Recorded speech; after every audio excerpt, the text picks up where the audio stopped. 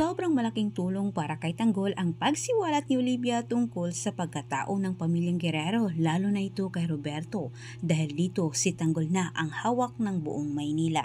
Bagay naman na hindi rin ito matanggap ng kanyang kalaban, lalo na ang pamilyang Guerrero at si Rigor. Ang buong akala naman ni Tanggol ay wala nang makakabigil sa kanya para linisin umano ang ilikal na gawain sa Maynila. At ang katulad umano ni Ramon na may iligang gawain ay matatakot na ito sa kanya.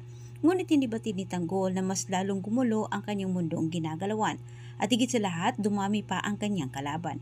Walang nagawa ang mag-amang Julio at Ramon para baguhin ang pasya ni Tanggol at protektahan ang kanilang mga negosyo. Pagkos derechahang pinagsabihan ni Tanggol ang mag-ama na nais na umano niyang itigil ang kanilang mga iligal na gawain.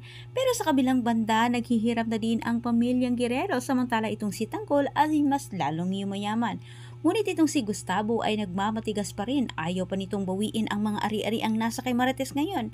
Ngunit itong si Roberto, balak nitong kumapit sa mas mataas na posisyon at maghanap din umano sila ng paraan para mapaalis itong si Tanggol sa posisyon bilang mayor. Dagdag ni Roberto na kailangan umano nilang mag-isip ng paraan at nais nitong isiwalat umano sa lahat na si Ramon Montenegro ay totoong buhay upang sa ganitong paraan magagamit umano nila ito para si Tanggol ay mapatalsik.